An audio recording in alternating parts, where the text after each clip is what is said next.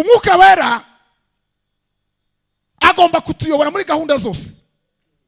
Bwana Yesu asifiwe sana.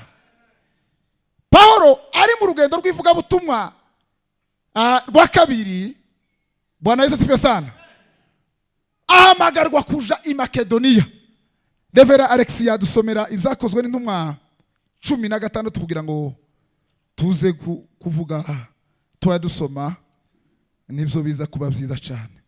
Byakozwe n'intumwa kandi mubikoze neza cyane. Buriya nta mwanya mu materaniro uzupfa ubusa. Bwana Yesu asifiwe sana.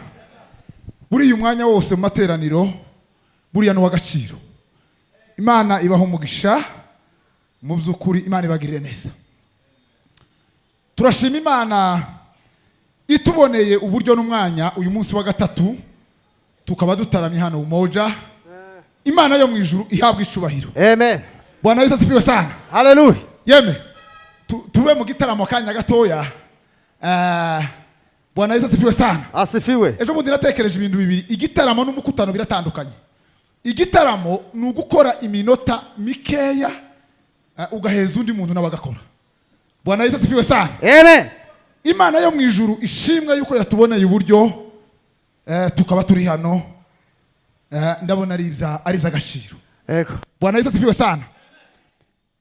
Ndashimira abayumbe twajanye bakayore, hari abandi banandike ko bakiri mu nzira bavuye mu kazi, ariko bamaze kuhagera bose Imana yo mu ijuru ibaho umugisha. Imana ibagire neza. Twajanye n'abarevera bacu, mu by'ukuri bari bafite inyota yo kuza gutegera ijambo ry'Imana. Nimubakubitira amashi. Imana yo mu ijuru Amen. ibaho umugisha mwinshi cyane. Hallelujah. Bwana Yesu asifiwe sana. Asifiwe. Twubaha abashumba kandi tukubaha n'amavuta yanyu. Uko ni ukuri tubivuze tubikuye ku mutima. Kindi congeyeho turashimira itorero rya Hope batwakiriye, abashumba, abayumbe. Imana ibaho umugisha. Bwana Yesu asifiwe sana. Amen. Ejo muri twaraganiriye n'abayumbe ba hano muri Hope, muvandimwe Kagabo na Eric. Turavuga ngo tugomba guhuza ibitaramo. Byibuze nubwo hozabaho gahunda nishi, ariko biza tukaza tureba umunsi umwe twese tugahuza igitaramo tukegeranya imbaraga. Bwana Yesu asifiwe sana. Timuri mukona ko abantu bose bagiye mu byashara, usigaye wandika ngo abantu baze gutarama.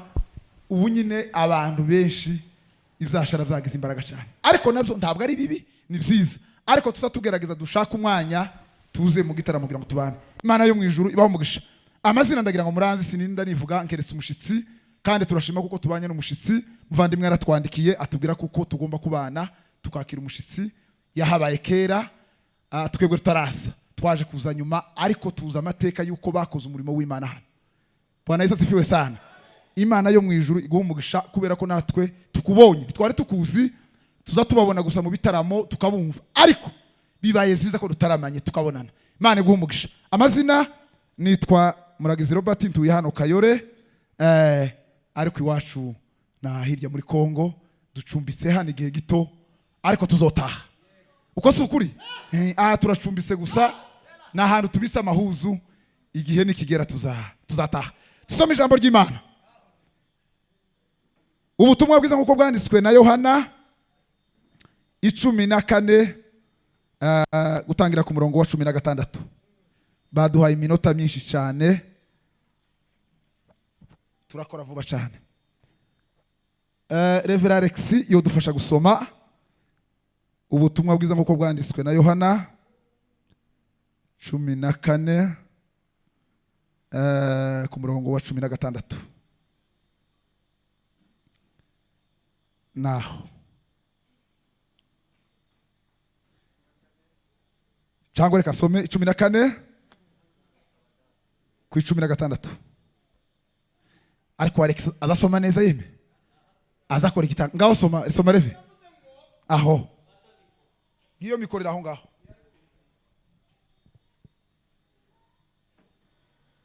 Nanje nzasaba data aho, nawe azaba undi mufasha aho wo kubana namwe ibihe byose. Amen.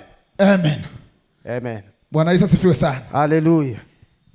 Nanje nzasaba data nawe azabaha undi mufasha wo kubana namwe ibihe byose. Bwana Yesu asifiwe sana. Yemwe ndabakiriye mu ijambo ry'Imana mwanya muto cyane cyane cyane. Nabayeho igihe kirekire ndi umwarimu imyaka hafi 5. Imyaka 5. Imyaka 5 nabayeho ndi umwarimu nigisha amakuru menshi cyane. Iminota 15-30 wakazuburangije kuru kaja muri dishuri. Nukuvuga ngo tuza turondogora abayumbe twabishatse. Ariko tutabishatse twokora n'iminota 7 tukicara. Bwana Yesu asifiwe sana. Iri jambo dusomye ndarivugaho gusa kanya gato kugira ngo nakire umushumba wacu. Dufite amasiko yo kukumva birenze amateka yanyu. Abayumbe bose bagiye abantu kera, so dukunda kumva amateka yanyu n'ivyo mwakoze. Imana yo mwijuru bahamugisha. Iri jambo narisomye. Bwana Yesu asifiwe sana. Yesu agiye kuja mwijuru. Bwana Yesu asifiwe sana. Yakoze ikintu gikomeye cyane, ari kumwe n'abigishwa babanye igihe kirekire babana mu buzima bakora umurimo w'Imana. Ariko agiye kubasezera aravuga ngo nzaboherereza umufasha ariwe Mwuka Wera. Uwo Mwuka Wera azabana namwe, azagendana namwe, azabagira abagabo. Bwana Yesu asifiwe sana. Uwo Mwuka Wera azakomeza kubana namwe. Turaganira ku ijambo Umwuka Wera nk'umuyobozi wacu muri ubu buzima bwo kuja mu ijuru. Bwana Yesu asifiwe sana. Abatubanjirije bose bagiye bakora umurimo w'Imana. Usomye Bibiliya neza ivuga kuko abantu bose bagiye bakora umurimo w'Imana. Bwana Yesu asifiwe sana. Umwuka Wera yagiye abana nabo, agenda biyereka, agenda bahishurira.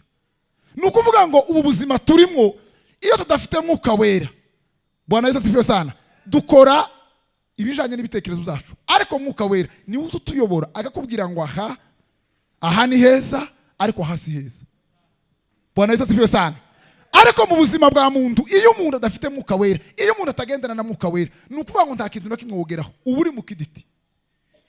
Bwana Yesu asifiwe sana.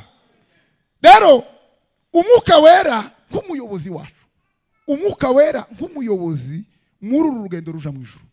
Umwuka Wera ni umufasha, Umwuka Wera ni mwarimu. Hari ibintu byinshi biranga umuntu wamaze kwakira Mwuka Wera. Ariko ndababwira ijambo Umwuka Wera kutuyobora muri ubu buzima. Bwana Yesu asifiwe sana. 16 Pawulo ahamagarwa kuja i Makedoniya. Dusomeraho wera kuri 6 kugira ngo tuze kumva cyo tugendereye kuvuga. Bibiri iravuze ngo bukeye aho banyura mu gihugu cy'Ifrugiya aho ni Galatiya, babuzwa n'Umwuka Wera kuvuga ijambo ry'Imana muri Aziya. Aho komeza. Bageze ahabangikanye ni Musiya. Aho bagaragaza kuja i Bituniya, ariko Umwuka wa Yesu ntiyabakundira. Nuko banyura i Musiya bagera i Trowa. Komeze. Nijoro Pawulo ararota abona umugabo w'Umunyakedoniya ahagaze amwinginga ati, ambuka uze i Makedoniya udutabare. Amen. Bwana Yesu asifiwe sana. Pawulo ngo amaze guhamagarwa kuja i Makedoniya, ariko Umwuka Wera w'Imana. Bwana Yesu asifiwe sana. Iyo umuntu yasenze Imana akabana n'Imana akagendana n'Imana agataramira Imana, Bwana Yesu asifiwe sana. Baza guhamagara bene mwivuga butumwa, ariko wasenga wabaza Imana, Imana ikakubwira ngo birakunze genda uje mwivuga butumwa. Cyangwa se reka kuja mwivuga butumwa, hari imbogamizi zinizingizi. Pawulo amaze guhamagarwa kuja i Makedoniya ngo aratarama arasenga, Umwuka Wera ngo ndiyamukundira. Bwana Yesu asifiwe sana. Umwuka Wera ngo aramubuza ngo habe nijoro ararota ngo abone umuntu aramuhamagaye. Umwuka Wera amuheza icyerekezo. Bwana Yesu asifiwe sana. Aramuyobora aramubwira ngo dora ngo uhamagare kuja gukora umurimo w'Imana. Bwana Yesu asifiwe sana.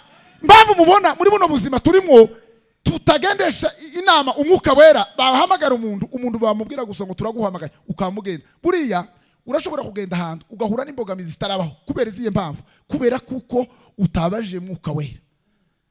Bwana Yesu asifiwe sana. Umwuka Wera ni umufasha azabana natwe, akakubwira ngo ibi nivyo ibisivyo, akakubwira ngo kora ibi cyangwa se ukora ibi ngibi. Bwana Yesu asifiwe sana. Niyo mpamvu mubona muri uru rugendo rw'ivuga butumwa, urugendo rwo mwisi, iyo tudafite Mwuka Wera, Mwuka Wera atakuyoboye, Satani ni mujanja. Ariko iyo dufite Mwuka Wera aza kubwira ngo ibi ngibi ndabikwemereye, ibi simbikwemereye, ibi birakunze, ibindi bikunze. Bwana Yesu asifiwe sana. Rero uyu mwuka wera tugira, uyu mwuka wera tugendana, ugaragazwa niki? Ugaragazwa n'imbuto. Bwana Yesu asifiwe sana.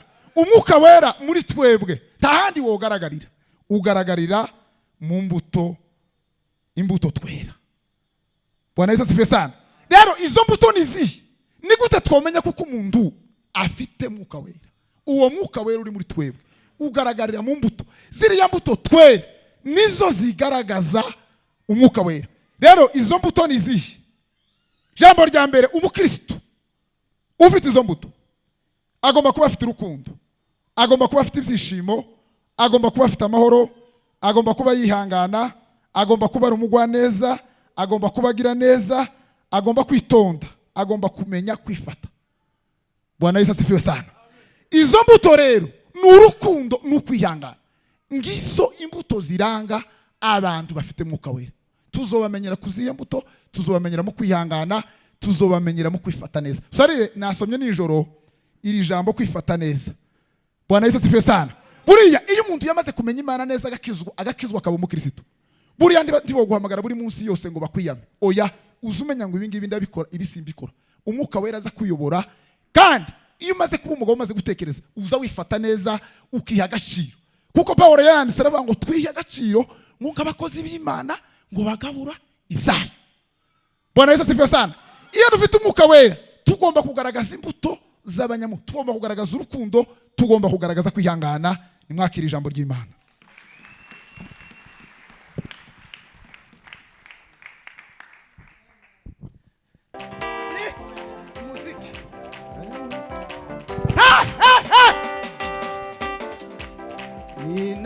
Ninavyoomba kweli najua wasikia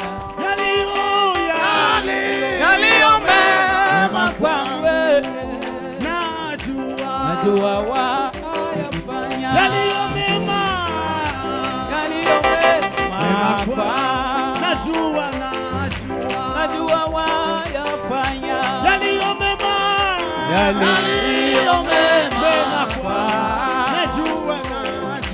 najua wayafanya yaliyo mema kwangu, najua wayafanya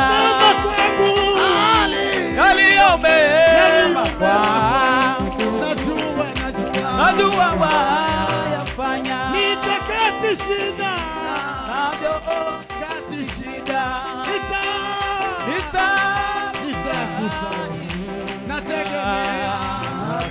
nategemea yako, nategemea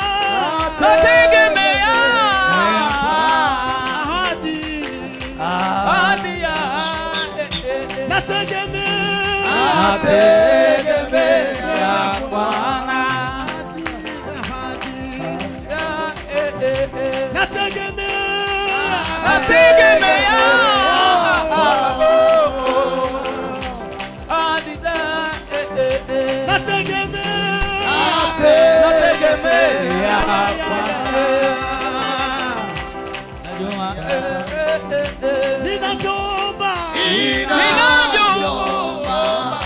najua wasikia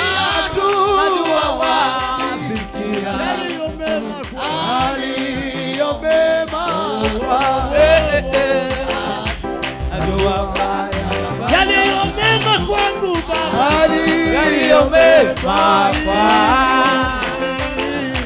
najua wayafanya yaliyo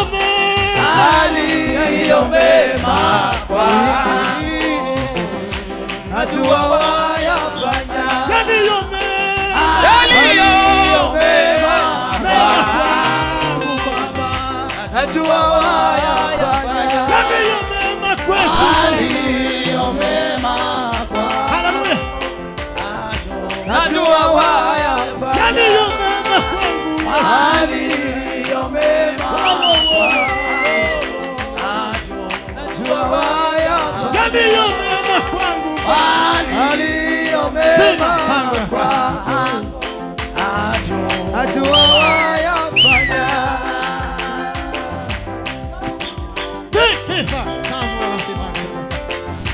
Hey!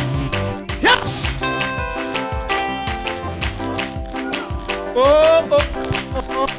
Erega nabo barabatukatwe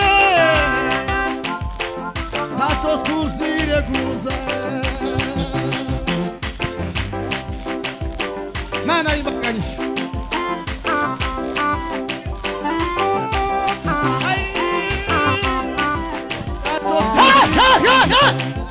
Yes!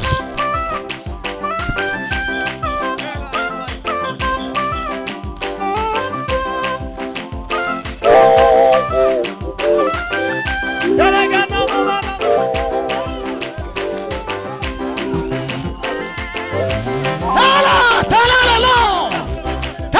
Solema! Yarimana! Yes!